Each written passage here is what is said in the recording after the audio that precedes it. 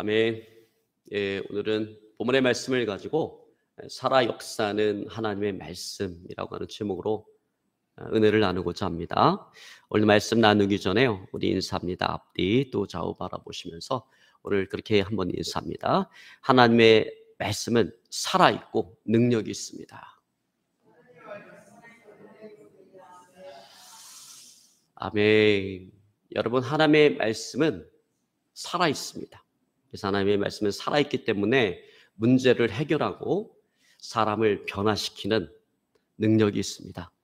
여러분, 이처럼 성경은 살아있는 말씀이고 또 능력의 말씀이기 때문에 요한계시록 1장 3절에 보면 이 예언의 말씀을 읽는 자와 듣는 자와 그 가운데 기록한 것을 지키는 자가 복이 있다라고 말씀하고 있습니다. 여러분, 그러므로 살아 역사하는 하나님의 말씀인 그 성경을 늘 가까이 하고 여러분 읽고 묵상하고 또 그 가운데 기록된 것을 지켜 행하는 저와 여러분의 삶이 되어줄 수 있기를 오늘 시간 주연으로 축원합니다.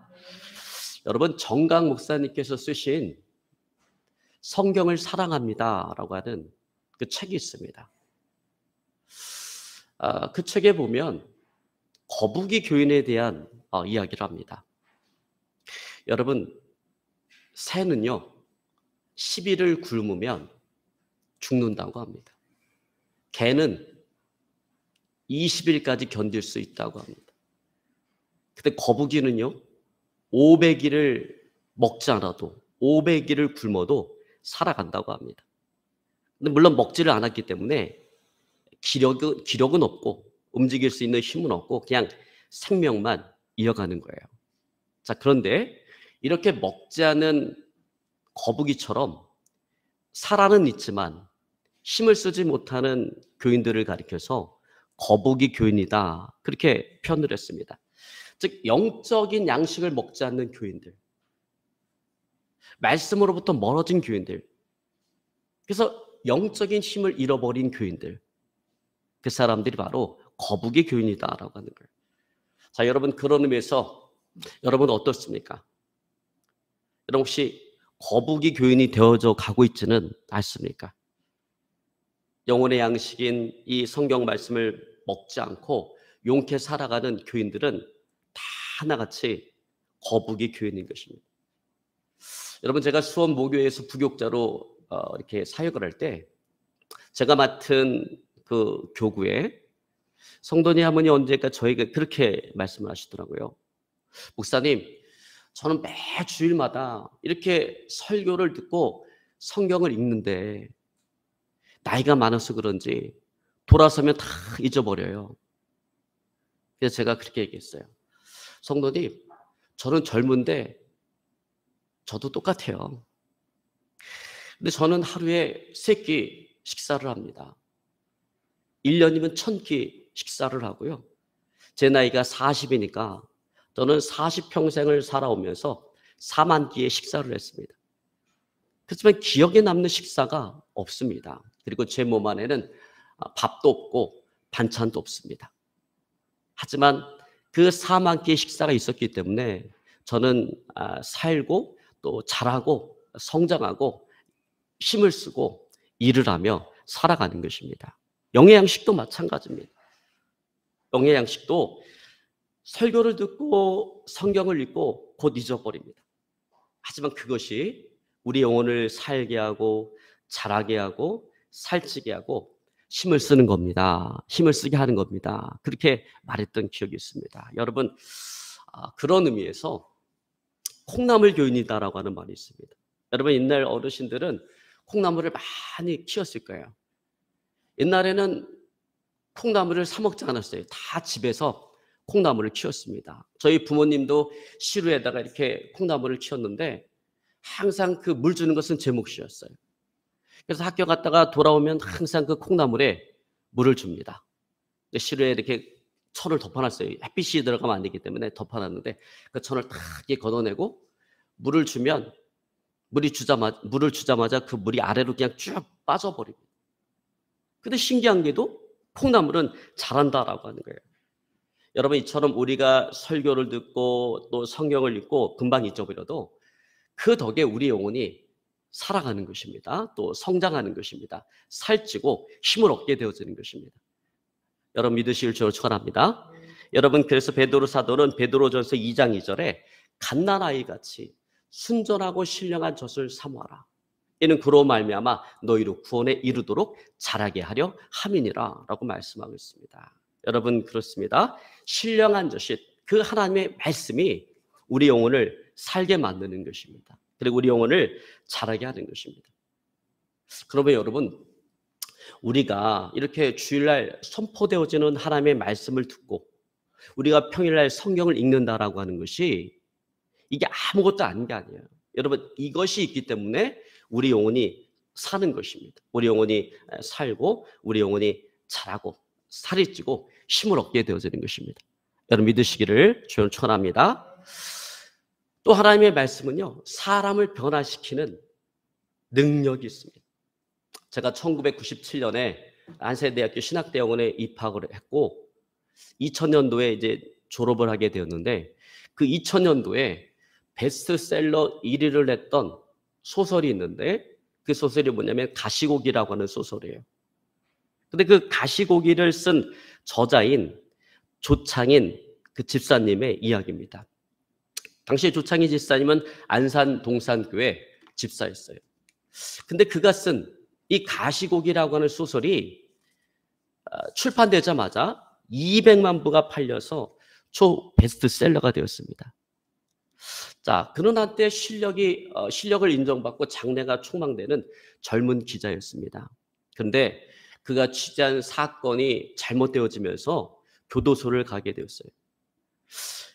근데 그가 갇힌 그 깜빵 안에 조직폭력배 두목이 있었는데 그 조폭 두목이 이 조창인 씨에게 앞으로 이 깜빵 안에서 예배를 인도하고 설교를 하라라는 거예요.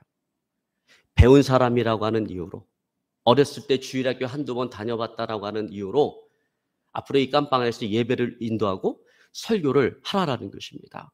근데 조폭 두목의 말이니까 거절할 수도 없고 그래서 믿지도 않는 성경을 읽고 엉터리 설교를 했는데 세상에 그 엉터리 설교를 하는데 이 조폭 두목이 은혜를 받고 눈물을 흘리면서 하나님을 찾는 거예요. 근데 이것도 한두 번도 아니고 매번 예배를 인도할 때마다 엉터리 설교를 그렇게 하는데도 조폭 두목은 은혜를 받고 눈물을 흘리고 하나님을 찾는 거예요. 그래서 조창인 씨가 그때 마음에 결심하기를 내가 성경을 한번 제대로 한번 읽어봐야겠다. 그렇게 마음에 결심을 했습니다. 그리고 마음속으로 하나님 정말 이 성경 말씀이 살아계신 하나님의 말씀이라면 나도 저 조폭 두목처럼 하나님의 은혜를 체험하게 해주십시오. 그렇게 마음속으로 기도하면서 성경을 읽기 시작했습니다. 그렇게 성경을 읽다가 하나님을 만나게 되었고 그 깜빵에서 예수님을 나의 주와 그리스도로 영접하고 하나님의 자녀가 되어졌습니다. 그래서 놀라운 일이 벌어졌어요. 하나님의 기가 막힌 그 도우심으로 말미암아 전가자 그 자기가 연루되었던 그 사건이 잘 해결이 되어지면서 전가자 신분을 벗게 되어진 것입니다. 그때부터 그와 그의 가족은 교회를 다니면서 열심히 신앙생활을 했어요. 그렇지만 생활 형편은 별로 나아지는 것이 없었습니다. 전가자 신분은 벗었지만 그 사건으로 인해서 더 이상 기자 생활을 할 수가 없었습니다. 그래서 어쩔 수 없이 전업 작가의 길을 나서게 되었습니다. 그러나 그 삶도 녹록하지 못했습니다. 계속해서 실패를 하고 7년이라는 시간 동안을 거의 반백수로서 그런 생활을 하게 되었습니다. 그럼에도 불구하고 글을 쓰다가 한계에 부딪힐 때마다 그는 성경을 읽고 능력을 부어달라고 하나님께 기도하고 또 10만 독자를 붙여주어서 하나님께 영광을 돌리는 하나님의 도구가 되게 해달라고 간절히 기도를 했습니다. 그런데 그런 믿음의 기도를 통해서 나온 소설이 이 가시고기라고 하는 소설이에요. 근데 그 소설이 출간되자마자 하나님께서 역사하셔서 10만 독자가 아니라 200만 독자를 붙여주셔서 초 베스트셀러가 되어진 것입니다. 제가 여기서 이야기하고 싶은 것은 조창인 집사님이 쓰신 그 가시고기라고 하는 소설이 아니에요. 제가 이야기하고 싶은 것은 그것입니다. 그가 쓴 소설이 초 베스트셀러가 되고 그가 영향력 있는 작가의 반열에 들어서게 된 것은 전적으로 하나님의 은혜였다라고 하는 것입니다.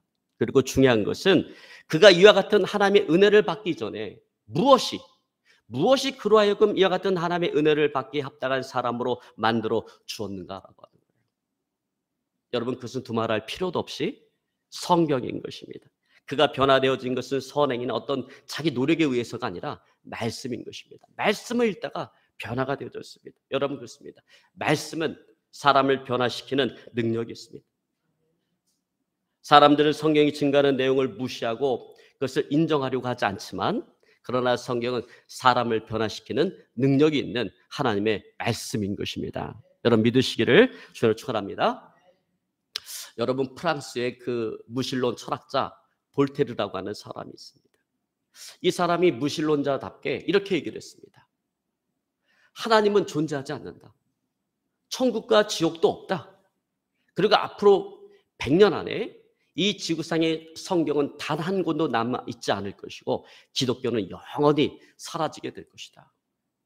근데 아이러니한 것은 뭐냐면, 그가 그런 말을 하고 난 지 25년이 지난 후 그는 죽어서 이 세상에 존재하지 않게 되었지만, 그의 집은 성경을 인쇄하는 인쇄소가 되었고 또 그 성경을 보관하는 창고가 되었다라는 거예요. 자, 그런데 볼테르 살아 생전에 숨겨진 재미난 이야기가 있습니다. 정말 아주 지독했던 이 볼테르가, 이 무신론자 철학자였던 볼테르가 병들어 죽게 되자 의사를 찾아가서 자기 생명을 좀 6개월만 더 연장시켜 달라고 부탁을 했습니다. 근데 여러분, 의사가 신도 아닌데 어떻게 생명을 6개월 연장시켜 줄 수가 있겠습니까? 그자 그는 그렇게 자기가 경멸했던, 믿지 않던 성직자를 찾아가서 자기 생명을 좀 연장시켜 달라고 기도 부탁을 했습니다. 여러분, 이처럼 모든 인간들은 잘 나갈 때 아무리 잘난 척해도 정말 죽음 앞에서는, 임종 앞에서는 한없이 연약한 존재에 불과하다라는 거예요. 그도 역시 숨을 거둘 때 몸부림을 치면서 이렇게 울부짖었다고 합니다. 나는 천국과 지옥이 없다고 했는데 이제 뭐 천국과 지옥이 정말로 있구나. 성경이 이야기하는 모든 것들이 정말로 사실이었구나. 나는 지금 지옥문으로 내려가고 있다. 여러분, 인생 마지막 순간까지 하나님을 거부하고 성경을 부인하는 자는요, 오늘 볼테르가 했던 그런 똑같은 고백을 하게 되어질 것입니다. 볼테르는 살아있을 때 유명한 철학자로서 사람들한테 존경받았을지는 모르겠지만, 그러나 결국 그는 성경을 부인하다가 멸망의 길로 가버리는 불쌍한 인생이 되어진 것입니다. 여러분, 제가 전번에 그 한번 설교다 간증한 적이 있었잖아요. 저희 지방에 그 여자 목사님이 자기 언니네 집에 가는데 형부가 예수를 안 믿어. 왜 예수를 안 믿냐면, 교회 다니는 사람이나 자기나 별로 다를 게 없다라는 거예요. 교회 다니는 사람이 오히려 자기보다 더 못하라는 거예요. 그래서 예수를 안 믿어. 그래서 자기 처제가 와서 예수 믿으라고 하면, 앞으로 그런 얘기할 거면 우리 집에 오지도 말라고 그렇게 얘기했는데, 어느 날 이 형부가 산에 가서 열심히 또 건강 챙기려고 열심히 산에 막 운동하러 다니는데, 산에 운동 갔다가 그만 심장마비로 죽었어요. 그러니까 장례식장을 갔는데 궁금한 거야. 하나님, 우리 형부가 내가 그때 그렇게 복음을 전했는데 받아들이지도 않았는데 이 영혼이 어떻게 됐는지 하나님 궁금합니다. 이 영혼 어떻게 되었는지 하나님 보여주세요. 그랬더니 하나님께 환상 쫙 보여주는데 자기 형부가 예수 명절 안 했던 것 같아요. 그 지옥문 앞에서 사시나무 떨듯이 달달달달 떨고 있는 그 모습을 보여주는 거예요. 여러분, 그렇습니다. 우리 부인해도요, 인생 마지막 순간에 하나님 거부하고 성경 부인하는 사람은 오늘 이 볼테르와 같은 그런 아주 비참한 인생이 되어질 것이고 그와 같은 고백을 하게 되어질 것입니다. 여러분, 그렇습니다. 사람이 아무리 부인하고 거부한다고 해도 성경의 그 진리가 사라지는 것은 아닙니다. 성경은 부인할 수 없는 진리고 인생 문제에 대한 해답인 것입니다. 여러분, 우리 인생에는 근본적인 세 가지 질문이 있습니다. 첫 번째, 인간은 어디서부터 왔느냐라고 하는 것이고, 두 번째, 인간은 어떻게 살아가야 되느냐라고 하는 것이고, 세 번째는 인간은 죽으면 어디로 가느냐라고 하는 거예요. 근데 세상의 철학 강문은 이 질문에 대해서 그 어떤 답도 주지 못하고 있습니다. 기껏 한다는 소리가 진화론이에요. 인간이 어디서부터 왔는가? 진화론은 뭐라고 얘기합니까? 아메바와 같은 원시 생물이 진화의 진화를 거듭해서 원숭이가 되어지고 사람이 되었다라고 얘기합니다. 근데 여러분, 정말로 그게 사실이라고 한다면 인간은 존엄하잖아요. 근데 인간의 그 존엄성이 설 자리가 있을까요? 인간의 존엄성은 설 자리가 없는 것입니다. 여러분, 인간의 기원이 아메바와 같은 원시 생물이고 그렇게 살아가도 흔적도 없이 살아갈 수밖에 없는 그 존재라면, 영혼이 없는 존재라고 한다면 여러분, 그것이 무슨 존엄성이 있어요? 그런 존재에게 인생을 어떻게 살아가야 되느냐라고 하는 그 물음 자체가 아무런 의미가 없는 물음이라는 것입니다. 쓸데없는 질문이라는 거예요. 그저 동물처럼 본능적으로 자기 본능에 맞게 살아가다가 그냥 흔적도 없이 사라지면 그것으로 충분할 것입니다. 그런데 오늘 성경은 이 질문에 대한 분명한 대답을 오늘 우리에게 주고 있다는 거예요. 여러분, 성경은 뭐라고 얘기합니까? 인간은 하나님에 의해서 창조되었고 하나님부터 인간은 왔고 그렇기 때문에 인간은 이 땅을 살아갈 때 하나님의 말씀대로 살아가야 되고 죽은 애는 반드시 하나님께로 돌아가야 된다라는 것입니다. 그것이 성경이 이야기하고 있는 답변인 거예요. 여러분, 그래요. 성경은 모든 인생 문제에 대한 답을 가지고 있는 것입니다. 여러분, 그러므로 항상 성경을 가까이 하고 읽고 묵상하고 그 가운데 기록된 대로 지켜 행하는 저 여러분의 삶이 되어질 수 있기를 오늘 시간 주여로 축원합니다. 자, 여러분, 그런 의미에서 오늘 본문은 사도 바울이 데살로니가에서 전도 사역을 마치고 이제 이 베레아라고 하는 그 지역으로 가서 전도한 이야기입니다. 바울과 실라를 중심으로 한 전도팀이 베레아 지역으로 가서 안식일에 회당에 들어가서 복음을 전했습니다.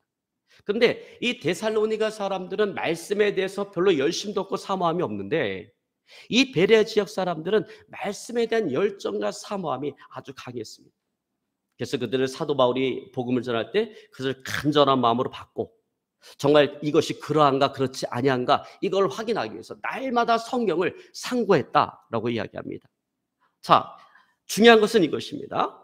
그 결과 날마다 성경을 상고한 결과 놀라운 일이 벌어졌다라는 것입니다. 여러분, 오늘 본문의 말씀 12절에 보니까 이렇게 말씀하고 있습니다.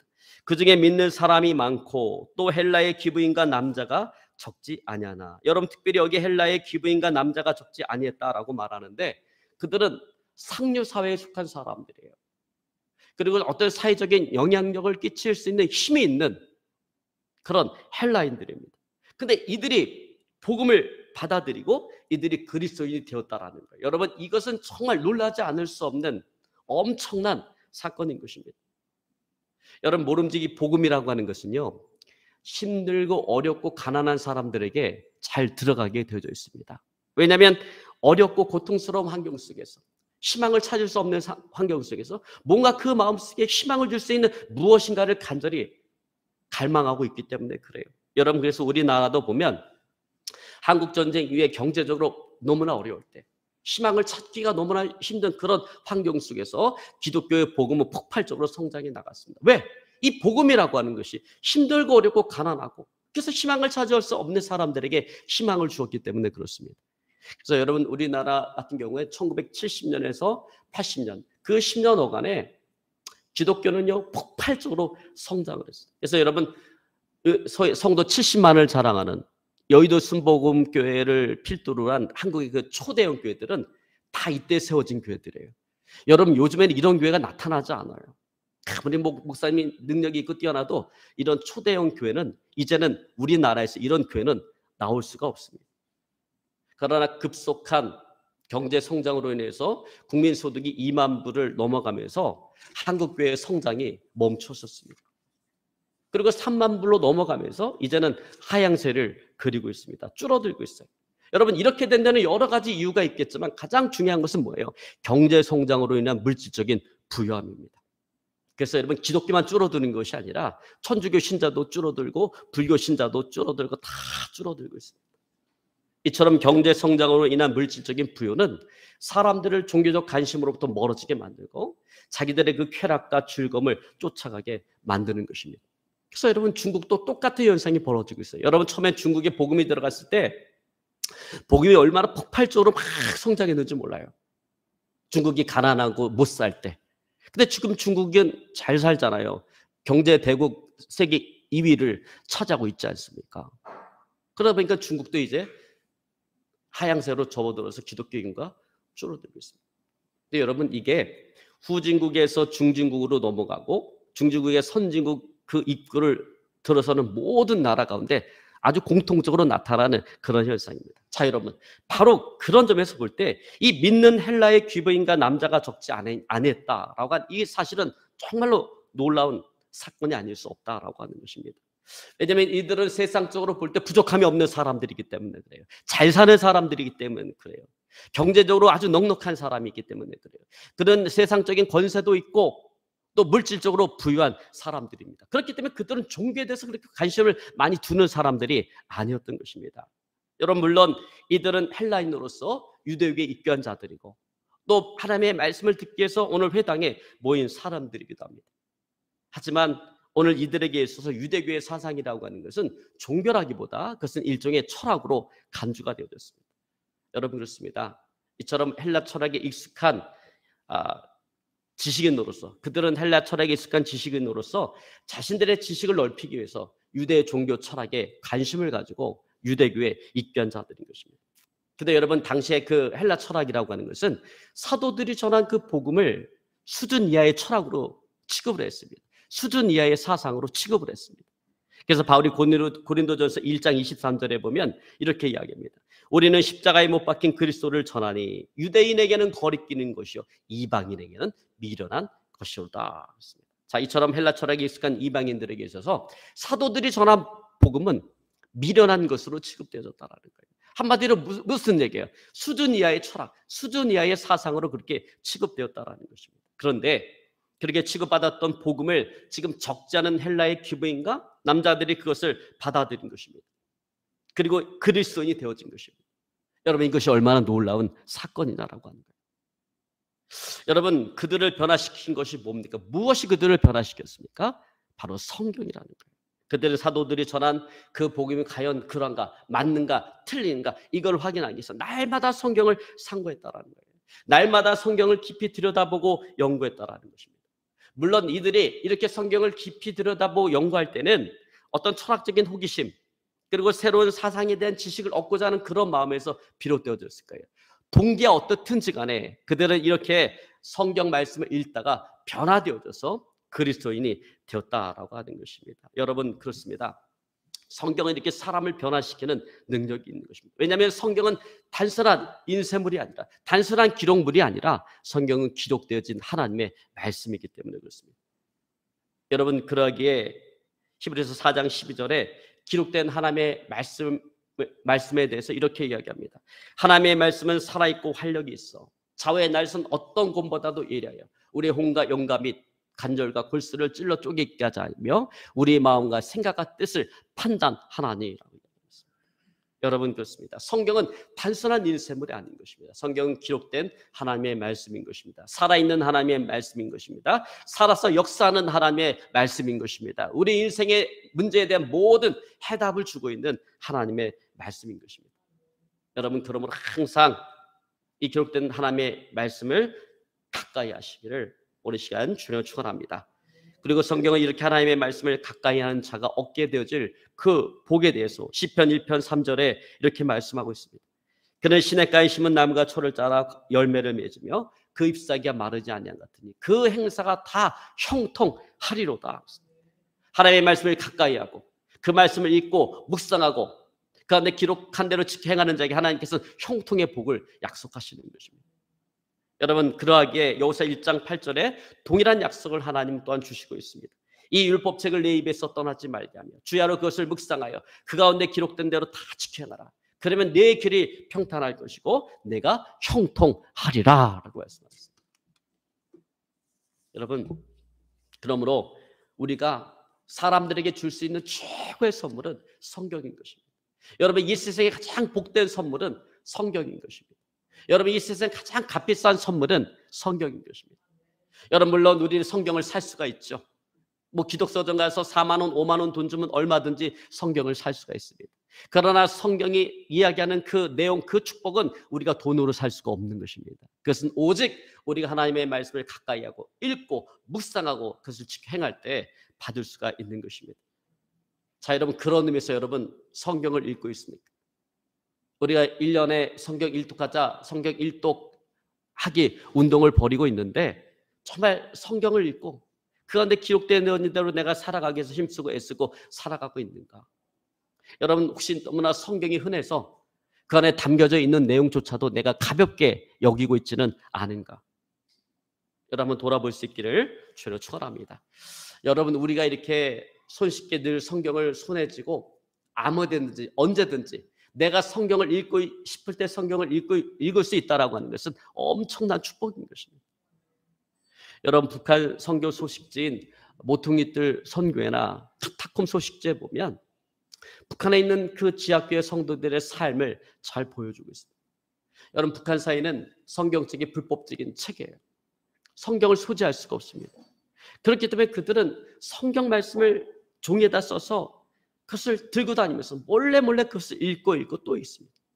그러다가 발각이 되어지면 수용소로 끌려가서 엄청난 고난과 고통을 당하게 되죠. 그러나 그럼에도 불구하고 그들은 그런 모든 상황들을 다 감수하면서 성경 말씀을 읽는 것입니다. 왜냐하면 그만큼 성경 말씀은 그들의 생명과도 바꿀 수 있을 만큼 너무나도 소중한 하나님의 살아계신 말씀이기 때문에 그렇습니다. 여러분 그러므로 북한에 있는 지하교회 성도들을 생각할 때 우리가 이렇게 성경을 소지할 수 있고 내가 언제든지 성경을 읽고 싶을 때 막 놓고 성경을 읽을 수 있다라고 하는 것은 엄청난 축복인 것입니다. 근데 안타까운 것은 그런 복된 환경 속에 살고 있으면서도 그 복을 누리지 못한다라는 거예요. 읽지를 않기 때문에 성경을 읽지 않고 그걸 묵상하지 않고 그 안에 기록된 대로 지켜 행하지 않기 때문에 그 복을 누리며 살아가지를 못하고 있다라는 것입니다. 여러분 이제부터라도 기록된 하나님의 말씀인 그 성경을 소중하게 생각하고 그 말씀을 읽을 수 있을 때 여러분 부지런히 하나님의 말씀을 읽고 묵상하고 그 안에 기록된 대로 행하는 저 여러분의 삶이 되어질 수 있기를 주님으로 축원합니다. 그래서 우리 인생 문제에 대한 답을 얻고 또 변화의 축복을 받고 형통의 복을 받아 누리는 저 여러분의 삶이 되어질 수 있기를 오늘 시간 주님으로 축원합니다. 말씀을 이제 정리하기 원합니다. 사도 바울의 전도를 받은 오늘 베레아 교회 성도들은 때마다 하나님의 말씀을 읽고 상고함으로 큰 은혜와 복을 받았습니다. 여러분 하나님은 언제나 기록되어진 하나님의 말씀인 그 성경을 가까이 하고 읽고 묵상하고 그 가운데 기록된 대로 지켜 행하는 자에게 은혜를 베푸시고 복을 주시는 것입니다. 여러분 그러므로 우리 역시 항상 날마다 규칙적으로 기록되어진 하나님의 말씀이 이 성경을 가까이 하고 읽고 묵상하고 그런데 기록된 대로 지켜 행함으로 하나님께서 주시는 은혜와 복을 받아 누리며 하나님께 영광을 돌리는 그런 귀한 삶이 되어줄 수 있기를 오늘 시간 주님으로 축원합니다. 오늘 말씀 붙잡고 간절히 기도하기 원합니다. 하나님